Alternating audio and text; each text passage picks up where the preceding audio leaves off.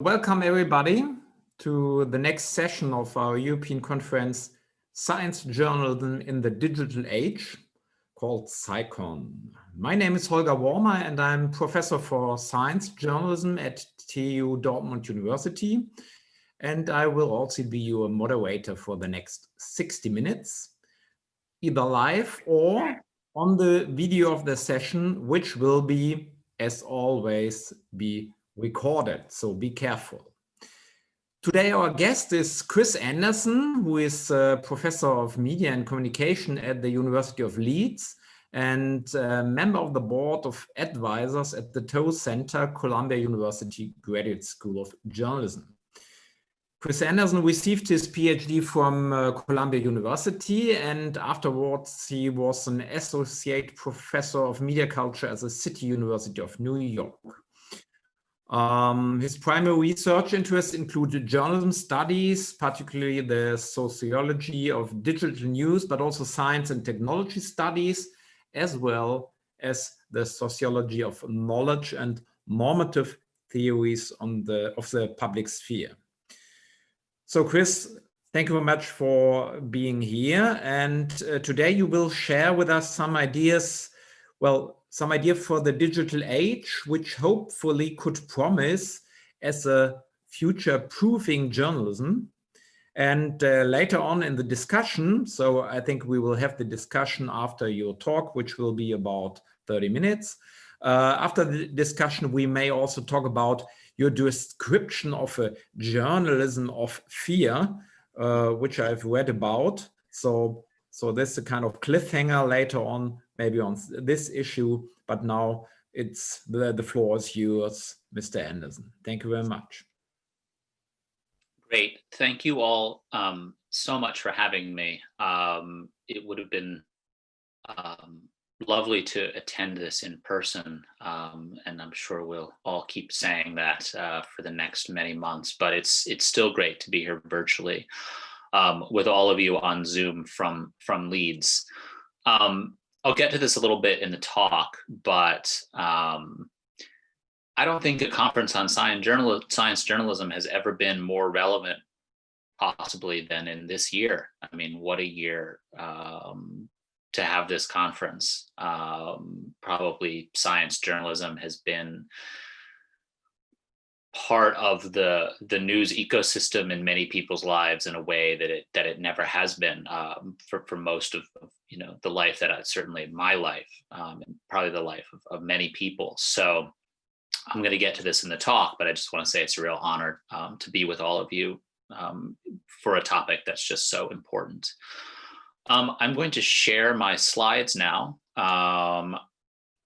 I'm always wary of Zoom talks that drag on for too long. I feel at least like our attention span is shorter on this technology. I have no scientific evidence for this, but I do often feel like our attention span is shorter on this technology than it is in real life. So I will try to keep it just to 30 minutes. And so if I do run longer than that, please do just let me know. Okay, so let's see. Let's share the screen. Okay, and then let's start the slideshow. There we go. Okay, there we go. Hopefully everyone can see that. So for this, I did just take the title of the session, which is Future-Proofing Journalism, Ideas for the Digital Age. But I really want to focus on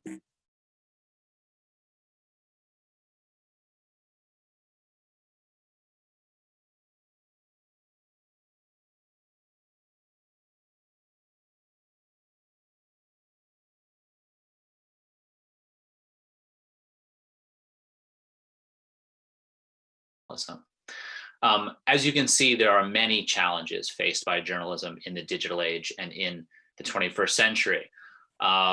Journalism is experiencing a huge lack of audience trust, particularly in Europe, Western Europe, the United States, and the UK. Obviously, this varies from country to country, and I don't know the numbers off the top of my head. Germany may be one of those countries that's blessed with slightly higher trust in the press than places like the United States or the United Kingdom, where trust in journalism has really plummeted.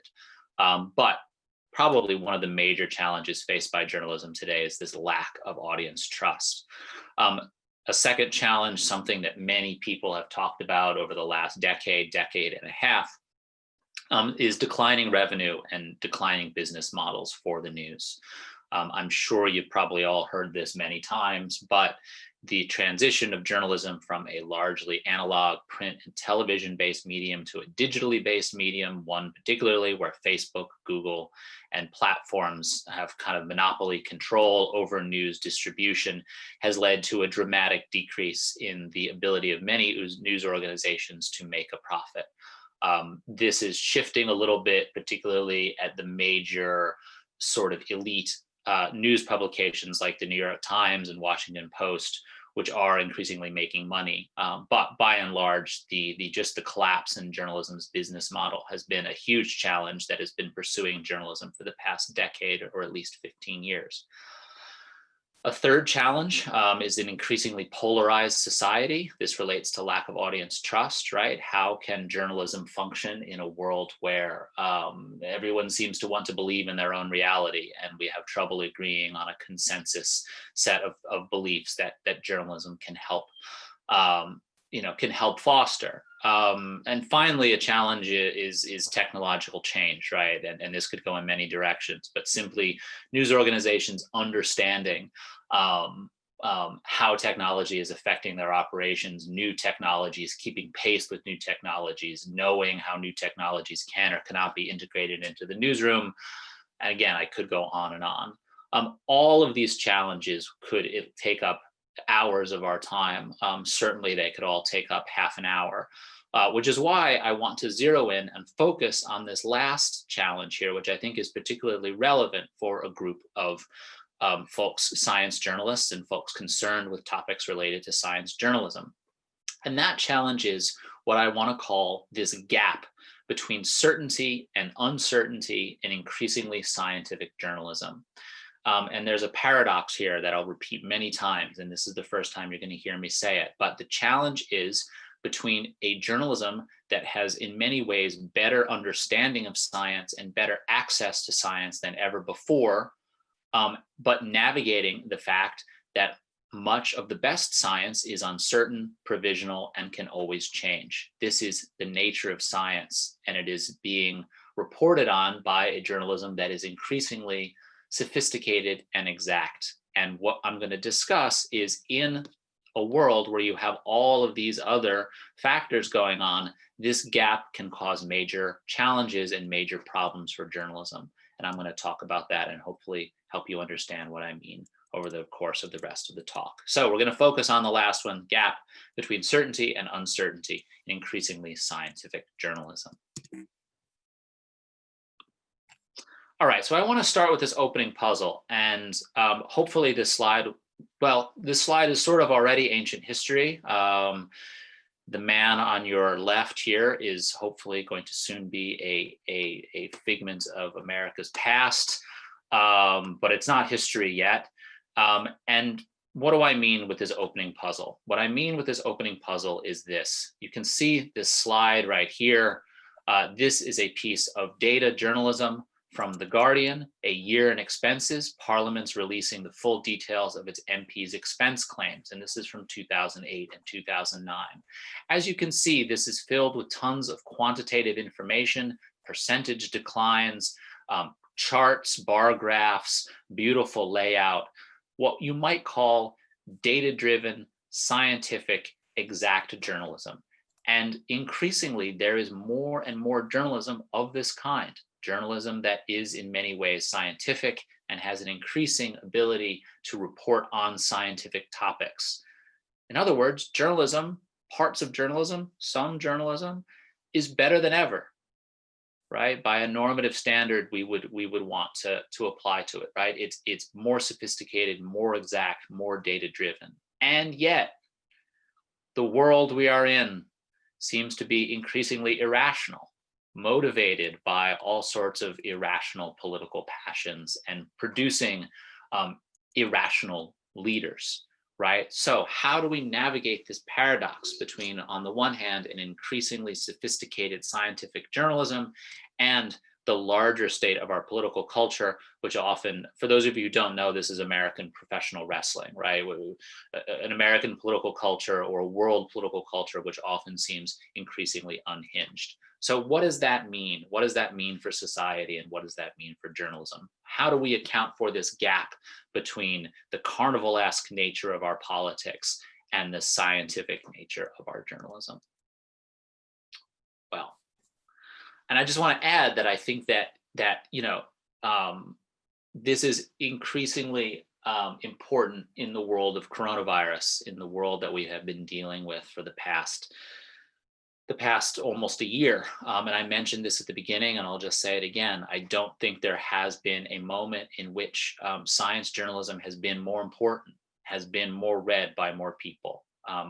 There may be other moments that I'm not thinking of, but I think if you were to say what has been the dominant, most important form of news reporting in 2020, it has been journalism that is trying to deal with science, specifically insofar as it is helping society try to understand the coronavirus, right? So just like the previous slide, we have a type of journalism that is scientific in a sense, that it's really sophisticated in trying to understand what this disease is, how it works, how it functions, what it means for society, what it means for our political leaders, and at the same time dealing with all sorts of irrational political currents. So how do these intersect? This is a specific case version of the slide that I presented earlier. Okay. So in this talk, I really want to focus on this attempt to navigate between certainty and uncertainty, the degree to which we know what the let's just take the coronavirus as a stand-in. I may use it as a stand-in in this talk, right? The certainty of knowing what something like the coronavirus is, how it works, what it does, how it travels, what it means for politics, what it means for policy. How do we navigate between the degree to which we know what's going on in the world and the degree to which we don't know what's going on in the world, and the degree to which journalism, scientific journalism, science journalism is trapped between this world of certainty, where science and journalists have some clue about what's happening, and uncertainty, where there's a lot we don't know. And I'm going to cover this in three basic pillars. I'm first going to touch very briefly on a very brief history of American scientific journalism. This is my last big research project that I would like to talk about with all of you, because it informs all of my conclusions and all of the ways that I'm thinking about how journalism operates today. So it's a trip back to the American past, very brief, that I hope will be useful. Two, I want to talk about following the science. I want to present two case studies of this idea of following the science in the world of coronavirus. And third, I want to talk about what we should do, what we as citizens, we as science journalists, and we as people interested in studying science journalism, how we ought to,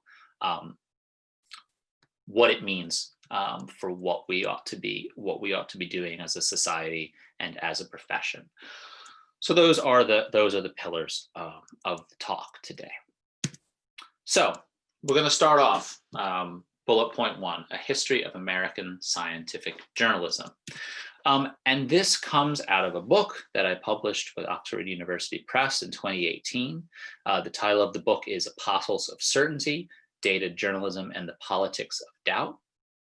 And the book is primarily a history of how American journalists have used scientific evidence and data in news reporting, right? So how have journalists tried to use numbers, charts, scientific facts, all of these forms of evidence that go beyond simply what politicians told them, right? So one way journalists report on reality, one way that journalists report on society is that they ask politicians what's going on, they talk to the political party leaders, they talk about what political party leaders said, and then they report on that, right? That's one major way that journalists talk about report on what's going on. And I'm interested in all the other ways historically that journalists have operated, right? How they've used data, how they've used charts, how they've used talking to scientists, how they've used all of these forms of scientific evidence in their reporting, and primarily how they've used it over the course of history, or at least the last 100 years. The book starts off in 1900 and it ends in 2016. And it's to sort of look at the historical arc of how American journalists have used this type of information and this type of knowledge in reporting on public affairs. And I want to also talk about, in the book, I also talk about how these shifts relate to larger changes in US culture and US politics. So to the degree that I'm interested in this talk, in this gap between scientific certainty and scientific uncertainty and how journalists navigate it, this book is about the same thing. Less present oriented and less about today, but really a history of how American journalists have tried to do this. So the book really touches on three key eras in the history of American scientific journalism. The first, I'm not going to spend a ton of time on this because it's a bit uniquely American, I would say. But this goes back all the way to the 1910s and 1920s in the United States. And in that era, which was known to American historians as the American Progressive Era, journalists drew on all of this very primitive social science that was being carried out across cities all over the United States, where armies of volunteers were fanning out all over cities and conducting these things called social surveys, where they were trying to count and calculate all sorts of aspects of what was happening in the American population, right? And these people who were conducting these social surveys produced, as you can see, they produced maps, they produced charts. This is a color-coded map here where in London, where volunteers are mapping instances of poverty in London, right? And the streets, as you can kind of see here, color-coded by blocks. This right here is actually a little form that volunteers, these social surveyors, would carry around with them, and these are actually stickers here. I don't know if you can see it. If I was in person, I would be pointing at this right now. These are stickers right here, right? And they would take these stickers and they would actually go to these maps that they had and they would place them on the street, right? They would actually place them on houses on the street. And out of that, they would build these maps. And out of that, then, these early proto-scientific journalists would try to build charts and graphs about what was happening in American cities, right? So these journalists who were more concerned with facts and more concerned with data and more concerned with science than what politicians were telling them produced what I call in this book a form of social survey journalism, where they really thought that if they presented people with the reality of what was happening in American cities, the United States would enact better urban policy, basically, right? So this is, like I said, in the 1910s and 1920s, a world that precedes even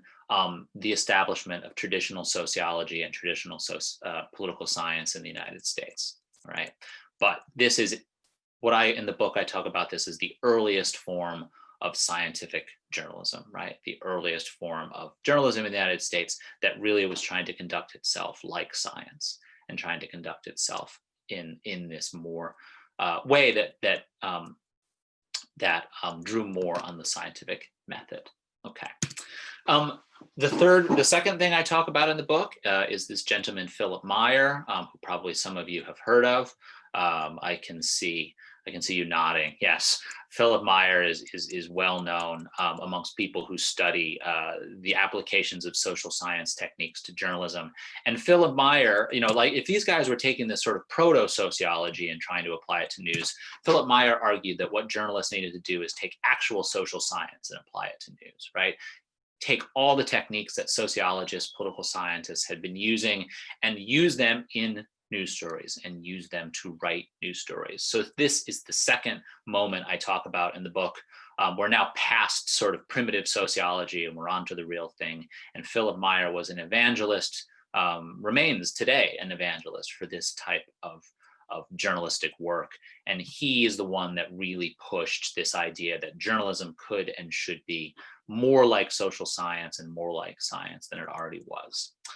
The third section of the book is this thing that I studied in the field. I actually studied people who were practicing it. It's called structured journalism. And structured journalism, we don't have time to go into it in great detail here, but structured journalism, if Philip Meyer, as you can see here, was trying to apply sociology to journalism, structured journalism is trying to provide data, is trying to apply data science to journalism, right? So in some ways, the next form of scientific work, right? So Philip Meyer wanted to apply sociology and social science techniques to journalism, and these folks out there who are evangelists for this form of work are arguing that journalists, they don't even just need to use social science, they need to use data science, right? And so this is the third part of the book. And what I argue in the book, and I try to sum it up in this little chart, is that what this story is actually a progressive history of increasing journalist exactitude, right? In other words, over time, believe it or not, journalists are getting better and better at applying a variety of scientific techniques to the reporting of news. And in the book, I outline each of these squares in detail, right? You sort of have the progressive era, which was the social surveyors, and then you have precision journalism, and then you have this computational journalism, and they all use different materials, they all apply different methods, they're all operating within different political contexts, and they all understand a different form of, they all embrace a different form of epistemology, right? But what the argument I'm making in the book is that, contrary to many people who would like to argue that journalism has always declined, journalism has gotten worse, journalism is not as good as it used to be, journalism has fallen, when you tell this story, what you see is like, hey, actually, journalism, some parts of journalism have actually gotten increasingly exact, increasingly scientific, and increasingly sophisticated, right? Hooray. Well, but if I ended the story here, it would be quite boring and we could all go home and be very happy with ourselves and with the state of the world. But obviously it's not that way. There's obviously a but here.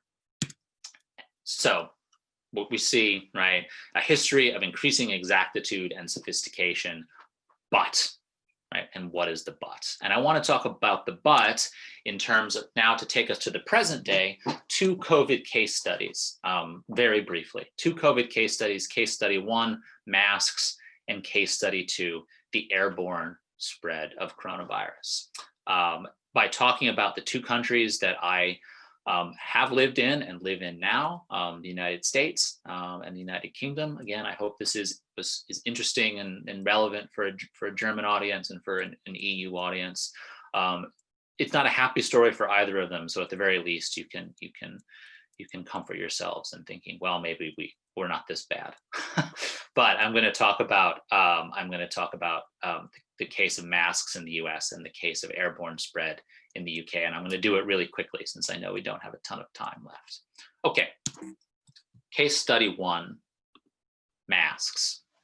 And there you can see the man who I'm happy to say is the soon-to-be former president of the United States, Donald J. Trump, in a made-for-television moment where he, post his own diagnosis of coronavirus, stood on his balcony in this very kind of disturbing fashion and tore off his mask, right? It was this very melodramatic moment where he took his mask off.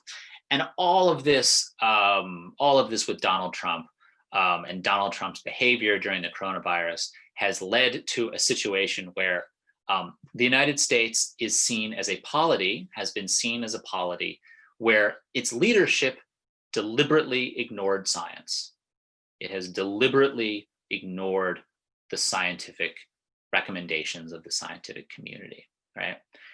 And one of the reasons why it has been able to do that is that it has focused on old science to the detriment of the latest scientific findings. So those of you may not remember this, or I'm not sure how it is in parts of Europe, but in the United States, there was a long time consensus that masks were not useful in preventing the spread of illnesses. There was a deep anti-mask culture in the United States and in other parts of Europe as well. And there remains this culture in many places, right? And this is in contrast to Asia, for instance, right? Where there's a huge culture of mask wearing, particularly when it comes to disease. And over time in the United States, when coronavirus emerged, quote, the science behind masks changed. And scientists starting to hedge their bets or change their minds and say, well, actually, maybe masks are not useful in some ways, but they're actually incredibly useful in all these other ways. And guys, it might not be a bad idea if you would all start wearing them. It's a small thing that you can do that can actually stop the spread of COVID. But because this represented a change in the science, it led to a political opening in which some degree of scientific uncertainty could be mobilized for political purposes. People like Donald Trump and his family and people who did not want to wear masks could step out and say, we don't need to wear masks. The scientists have said we don't need to wear masks. There's no evidence that we need to wear masks. Oh, just a year ago, you were saying we don't need to wear masks. Why are you saying it now? It's a big conspiracy, right? The fact that there was this change created an uncertainty, which could then be mobilized by political actors for political purposes, right? And to some degree, the United States was less anti-science, although it certainly was, than it was a mobilized political community that attempted to take advantage of the fact that science is never stable, science is always provisional, science is always changing, right? Hopefully in a good way, in a forward-thinking way, but they took advantage of that fact about science and they tried to mobilize it for political ends. Okay, now we turn to the UK and the question of airborne transmission. Now, if you're like me and you've lived in the UK for the past year, you have continually heard these words from the British government, which is that they are following the science, right? The British government is following the science. Boris Johnson cannot open his mouth for more than 5 minutes without claiming that the British government is following the science, right? And this is in deep contrast to the United States, right? Where there's this rhetorical invocation among the leadership that they hate science and they don't care about science and they think that science is unimportant, right? Well, in the UK, it's very different. The UK government follows the science. And you can even see this difference in the slides here, right? There's Donald Trump removing his mask and there's this very, very sort of calm, scientific looking knight, Sir Patrick Vallance, right, who's reassuring us all that the UK government is following the science wherever the science leads us. And I will say, this is just an aside, I will say that I was really sensitive to this coming from the United States, which does have such a deep anti-scientific culture. It really struck me as an outsider when I moved to the UK, how much sort of at least verbal faith there was in science from the political leadership, right? So we seem to be talking about two very different contexts and two very different cases here, right? But in the UK, there was an equally difficult political decision in trying to deal with the science behind the airborne transmission of the coronavirus, right? Much like the science behind masks in the United States changed, to some degree, the science behind airborne transmission and coronavirus has changed. In the early days of the virus, there was a great debate. In fact, if you remember, there was all this talk about washing hands, right? Wash hands, wash hands, wash hands. Well, as it turns out, washing hands probably was not a bad thing, but it was one of the least helpful things you could do because scientific evidence increasingly shows that touching surfaces is not primarily where you get COVID. In fact, coronavirus is an airborne disease that is not even transmitted via droplets, but it hangs in the air in enclosed, poorly ventilated spaces. This was a change in the science. And in fact, there is still huge debate about the degree to which COVID is airborne, and if it is airborne, how it is transmitted, right? Science hasn't figured this out, but there is an increasing consensus on the fact that airborne transmission is important, and airborne transmission, it plays a major role in how the virus spreads. But the science changed. And because the science changed, there was a huge, what I would say is deliberate delay in the United Kingdom policy apparatus in acknowledging and embracing this new scientific evidence about how the airborne virus is transmitted. And that is in a country that claims very highly to be following the science, right? Once again, we have a change in the science in which led to a political opening in which uncertainty could be mobilized to create a delay in enacting protective measures in order to save the British economy, right? Because the science changed, because there was uncertainty in the scientific community and exactly what was going on, UK policy leaders were able to delay their acknowledgement of this change. And they did it because, and I joked about this with a friend, but they did it because the UK is a dark, cold, rainy country. And if you start telling people they need to do things outside, you're in serious trouble. I mean, that's a joke, but I don't really think it's much more. I honestly don't think it's much more subtle than that. I think the UK is a country where reviving the economy to any degree requires being inside. And when you start to acknowledge this new, uncertain, provisional, debated, but robust scientific evidence about airborne transmission, you're going to have serious economic consequences, as opposed to a place that's warmer, or opposed to a place like Scandinavia, which there is an entire national tradition of learning to socialize and live outside. So these are our two case studies. And here is the conclusion. In both of these cases, despite different political rhetoric, change in science and continued scientific uncertainty were used by political actors for non-scientific ends. Okay? Change in science and continued scientific debate and uncertainty were used by political actors for political ends. In the United States with masks, and in the UK with airborne transmission. And yet, as I argued in the historical part of the talk, journalism is increasingly exact, sophisticated, and scientific. So it then leads to this big final question: what should science journalists do? What do we do in this situation? And here are my final recommendations. What should science journalists do? Number one, acknowledge the changing science up front, right? Acknowledge at the very beginning of your reporting that the science is changing, right? The science is different now than it was maybe even 3 months ago, right? We thought this about masks and now we maybe think this, right? Don't disguise it in simply just the reporting of facts. Acknowledge that there has been a change. But the second thing that science journalists need to do is remind or educate readers that changing science is good.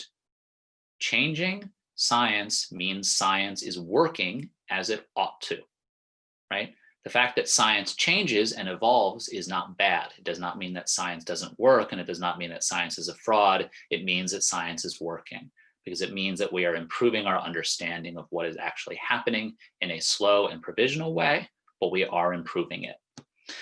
3, always be clear about what we don't know. Acknowledge in articles, acknowledge in reporting that there are things that we just don't know and that we're not sure about. This will keep bad actors from pointing out that there are things we don't know, right? The journalists take the initiative in pointing out that there are still things we don't know. 4, and this is not particularly helpful, but it is really the main thing I can say. Science journalists always need to be prepared for politicians to use your nuance as a political weapon. So when you are nuanced in your stories, when you are nuanced in your reporting, politicians, if they want to, are going to use that nuance as a political weapon for their own ends and for their own purposes. But perhaps a bit of an existentialist way, that doesn't mean give up on nuance. Just because people are going to take what you say and use it for their own ends doesn't mean to give up on nuance. That in the end is not improving public discourse. It is not improving public life, and in the end, it will cause more problems than trying as best you can to give your readers the nuance of a particular situation. Okay. And that is it. So I hope that this was useful. I hope the chronology was interesting for you. I hope you can see how that history, that American history of increasing exactitude relates to the dilemma in which we find ourselves today, where we are facing this gap between certainty and uncertainty, between increasingly sophisticated forms of journalism, and this very real dilemma that science is a provisional and always temporary and always uncertain enterprise. And I think that, as you can see, this has huge political ramifications and huge journalistic ramifications for all of us. And you know, my what to do bit is provisional and perhaps not is provisional, and perhaps it's not strongly worded enough for many of you, but I hope it's a starting point for conversation. Okay, so that's it from me, and I'm happy to respond to questions. Also talk about journalism of fear, which I would love to chat about, possibly how it relates to the talk, anything at all that you would like to talk about with me. So thank you so much. Thank you much, Chris Anderson. So before I would start with a rather pessimistic question, maybe there are some other questions which are a little bit more optimistic. So we have another 20 minutes. So I think it's not a good idea to start with the pessimistic one. So is there somebody having a question to Chris Anderson? I do have also only pessimistic questions. So pessimism is fine. I mean, you know, it's been a bad year. I'm happy to start with pessimistic questions. Go ahead, Franco. No, it's Carl. I think Carl has an optimistic question. Oh, maybe, I don't know. I will try to pose it optimistically. One thing what was really interesting for me in this special year in Germany was there was one medium which was of very high. So many people listen to it, even more people than, for example, the daily main TV news, Tagesschau, at some time. And this was a podcast of the major or most important German virologist, Christian Drosten.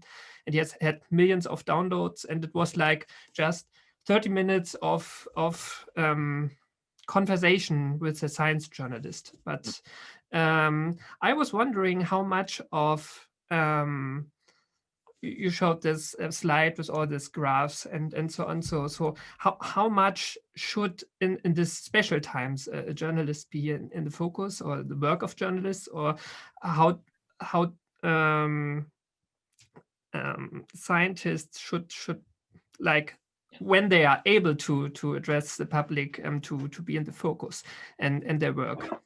Yeah, no, this is a huge thank you, Carl. That's a great question. This is actually a huge debate both in the scientific community and in the journalistic community, right? Because you have two options, and option one is that the scientists themselves can speak up using all of the new media and the new tools like podcasts, for instance, that you pointed out. And there are many people in science, and not just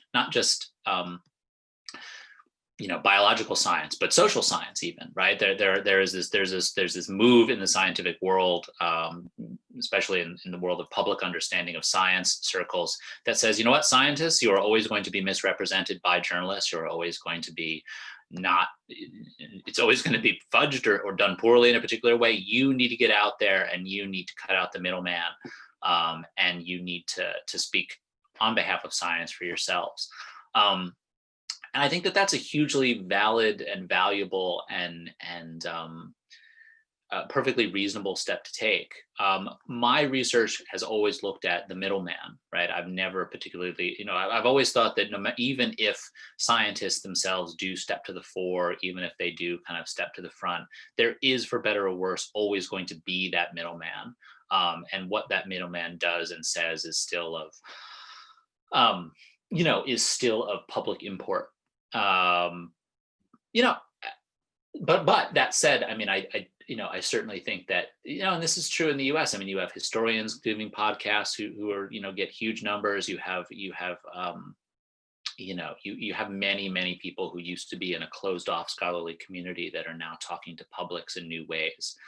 I do think it raises one interesting question, and then I'll stop, but I do think it raises one interesting question of the degree to which, if there's a tension between science participating in the public sphere, in the political sphere, and science's desire to operate in a professional world where only its own rules of evidence apply, right? So science also gets value in some ways of being closed off from politics.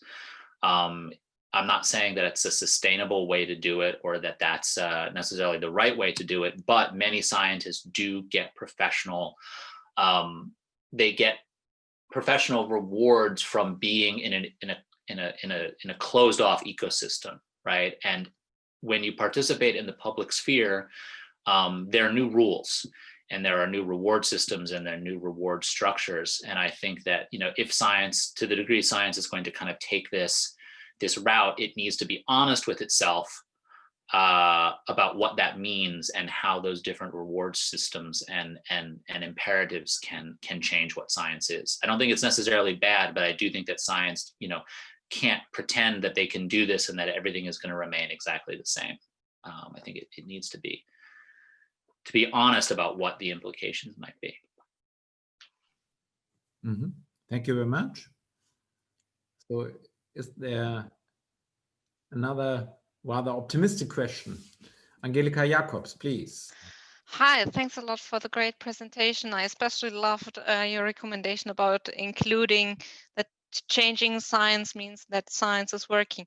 But I think that knowing how science works isn't to be expected from everyone. And how do you include this information in your daily reporting without repeating yourself over and over again, or putting a huge disclaimer above everything you write? Yeah, no, that's a huge problem, and there are practical difficulties in doing this, as you say. So I'll take it in two parts. First of all, just the practical difficulties, which is sort of what you're interested in, right? Like in your daily reporting, how can you do this in a way that grapples with the fact that not everyone is necessarily cognizant of how science works? So, the question, I mean, you didn't ask it this way, but a very bald way of asking the question could be, do journalists need to have a graphic about the scientific method? Sort of every story they do, is that what we're talking about here? I don't think they necessarily need to do that, and I think that would probably create bad journalism. But I do think that this is one of those areas in which new digital tools and new digital ways of conveying and displaying information can really be valuable to journalists in ways that we haven't quite figured out yet, right? So, if you're just thinking about it in terms of a television broadcast or a traditional print or sort of word-based news story, then yes, you are going to face practical difficulties in conveying that information. But perhaps there are ways you can do it through links. Perhaps there are ways you can do it through sort of pop-up boxes. Perhaps there are ways, you can have a button somewhere that says, want to learn more about the science? Click here. You know what I mean? And it can take you to another page where it does get a little more nitty gritty about how the science actually works. So no, I totally agree. I mean, there are real practical difficulties in doing this in a way that still is a positive aesthetic reading experience for readers. But I do wonder, whether new technologies and new ways of conveying information can be mobilized. So that's answer one on the practical side. But I think there's a more fundamental philosophical question that you're asking, and I want to dwell on that for a second. And that is what you said, which is, many people, maybe most people in the United States, unfortunately, don't have any idea how science works, and they just don't know. That there's a deep lack of public understanding. There's a deep lack of understanding by citizens of the fact that when the science changes, it can be a good thing, right? I mean, many people do not know this. And I'm an unusual journalism scholar insofar as that I often say that there are a lot of problems with democracy and with sort of the direction of our public that journalism cannot solve. That journalism simply has to be humble and chastened, and admit that it cannot solve the fact that many Americans are ignorant of science on its own. It's too much to expect that this is a problem that journalism is going to be able to fix. This does not mean that it cannot be fixed, but it needs to be fixed in places that also lie outside of journalism. For instance, American public education. The American relationship between church and state, and the degree to which evangelical leaders have so much power in the US. I mean, this is a bit outside the topic, but I do think that journalists can only do so much. And if journalists shouldn't feel that they have to be the only ones engaging in this process of sort of remedial education, there needs to be a sort of system-wide mobilization to fix it. And journalists can play a role in that, but all the burden cannot be placed on them to solve the problem. That seems to be rather the answer of the next question that I get in the chat by Manfred Ronsheimer, who is asking, so what must science journalism do that Donald Trump and other corona deniers accept the findings of science? Well, actually, maybe there's already even a difference between Donald Trump and the other corona deniers. But I think that's exactly what you have said before, that it's not a burden that can be just done by journalists, isn't it? Yeah, I mean, unfortunately, that answer that I just gave is an easy answer to a lot of questions. And I could give it to almost everything that you ask, and I'm going to try not to. But yes, number one, that is a great answer to Manfred. Why is it up to journalism to cure Donald Trump of his insanity? I mean, that's a lot to ask. But because I don't want to give that answer so that's the first answer, right? Not just easy, but that is the first answer. The other answer, I do think that, I mean, there have been some stories that that news outlets have run, which sort of tell the story of kind of corona deniers who get coronavirus. And they're told in this very feature sort of human interest way, where they're not hard news stories, right? It's sort of, they're very long, and they talk to these people who were Donald Trump voters, who were these people who denied what was happening with corona and then got it, right? And the degree to which their beliefs changed. And their advice for the world changed, and it really outlines it, and it really shows in a very human way, some of the ways that people have changed their minds and some of these implications. I don't think it is ever possible to cure Donald Trump of his aversion to science, but I do think it is possible to some degree to contribute to curing the beliefs of ordinary people. The people who might vote for Trump or who might like Trump. Again, not on its own and not by itself, and maybe not the most important thing and not the only thing. But I do think that there are small ways, largely by emphasizing the human elements of these things, that journalism can play a role in. But just let's have a look on the changing media system. So keeping in mind your Westling picture, which you started with at the beginning, and also keeping in mind this very old idea of the medium as the message. So is there still a chance in a media system which has more and more small bits and is getting faster and faster, to really to win the race for complex science in competition with these short messages and even very often simple but very attractive lies? Yeah, no, my good friend, when I published my book, when I sent the book out for review, my very good friend Rasmus Cleese-Nielsen, who's the head of the Reuters Institute for Journalism at Oxford, more or less asked me the same question. He said, well, Chris, your solution about nuance and subtlety and all this makes sense for you because you're a thoughtful person who likes to read. But the vast majority of news consumers are not consuming news this way. Both in terms of the technology that you said and you emphasized, but both also in terms of just the daily habits of people, right? Most people consume the news in a very superficial, shallow sort of drive-by sense, right?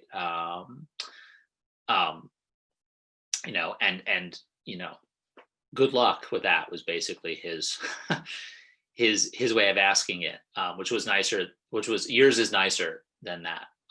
But I do think it's a legitimate question. I guess that my response would be that, to some degree, the problem with science, at least in US politics, is an elite problem. It is a problem. So most people don't consume news in this more thoughtful and more nuanced and more subtle way. They largely take their cues from their political leaders, and they largely take their cues from elite leadership, right? And like I just said, in response to Angelica's question, some political leaders are irredeemable. They will never be convinced by any of the arguments I make, and they will never be convinced because they have a political incentive in believing differently. It is in their political interest to believe otherwise. But my hope, I guess, is that not all political leaders are irredeemable. I think that when you get outside the United States into slightly saner countries, of which I still believe Germany is maybe an example of one, despite I know, there are polarization problems in Germany as well. But, there are political leaders in Western democracies that are more reasonable and are more open to being convinced to accept the subtle nuances of science. And if we can change the tenor and change the belief structures of political leaders and the elites, the political elites, then all of those people who don't really watch the news or don't really read the news or don't care about that nuance will still follow the people leading them. And that may be a way of encouraging change from the top down. There's a lot, you can see that's a narrow path, and there's a lot of like, well, if you do this and this and this and this, and then maybe this. So, I take your point that there's a lot that needs to go well for that to happen. And I'm basing my hope on a small read. But, I guess I'll just wrap it up by saying that this is the one way that interacting more with other countries and doing comparative work can perhaps give us hope, because if our only knowledge of, political systems was Brazil, Turkey, the US, and the UK, I would be a bit despairing. But there are other systems, and there are other parties, and there are other leaders out there. And I think that we in the US and the UK can perhaps get over our own insulation and isolation a little bit and try to learn from other places where things seem to be going at least a little bit better in terms of the behavior of political elites. Thank you very much. So maybe Franco, we just move forward to your pessimistic question. Then we have another two maybe in the chat. They're about 6 minutes. So I would ask that all the recommendations you listed on your last slide, at the end they need an idea of an ecosystem for quality journalism. And your first slide shows us that we don't have so much future for this sort of journalism. So how do you combine the idea of journalism with the reality of journalism, which is problematic in so many ways? Yeah, believe it or not, if I'd given this talk to you 5 years ago, I would have had a slightly different answer to that question. I am marginally more optimistic that there is more of a future for quality journalism than we thought 5 or 10 years ago. That the economics are bad, but they're not quite as bad as we thought they were, and that there are financial and both in terms of public support and in terms, sort of government funding solutions, and in terms of market-oriented solutions, there are some tiny green shoots in this world, and that all is not lost, and maybe all is not lost quite as much as we thought it might have been in this regard 10 years ago. The problem, though, is that elite journalism that is successful, especially in market terms, often maps onto a single political ideology, which is, so for me, the question is less, how do we ensure a marketplace for high level quality journalism, but in addition to that, how do we not only ensure a market for that, but how do we ensure that the market is not solely grounded in one political party or one political belief, right? Because if the only people you are reaching in your high quality journalism are people who already agree with you, then what are you really doing? The trouble is that all of the solutions that I'm very optimistic about in terms of sustaining high quality journalism, almost all of them are ones that require, for financial reasons, preaching to the choir. You see what I mean, right? So the green shoots that do exist don't solve the problem of political, the fact that quality journalism often maps onto political ideology. So that's just to say that, yes, it's a huge problem. And I think it's only partly a problem in terms of the market not being there, but it's a problem of how the market works and how you can diversify the market in a way that has elite quality journalism not simply being financially successful by appealing to people in Manhattan who like to read the New York Times. Mm-hmm. I think we have time for one last question. So Katharina Seuser was asking the question, so how journalists should control whether they follow the most reliable scientists or not. So there's the example of climate change, where people very often construct a kind of debate or controversy which does not exist. So what is your view on this question?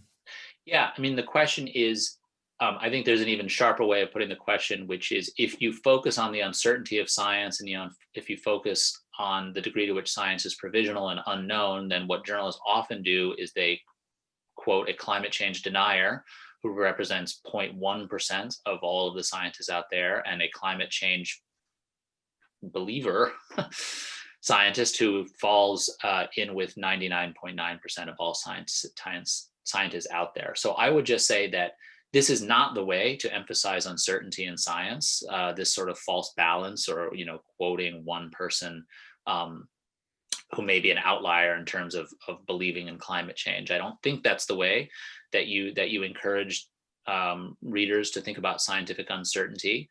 I do think that probably within the world of climate change science, there is still debate amongst the people who believe in it and who acknowledge it, and who acknowledge that it's caused by human beings, right? And perhaps in the ways that it ought to be mitigated, perhaps in the ways that fossil fuel industry ought to be regulated.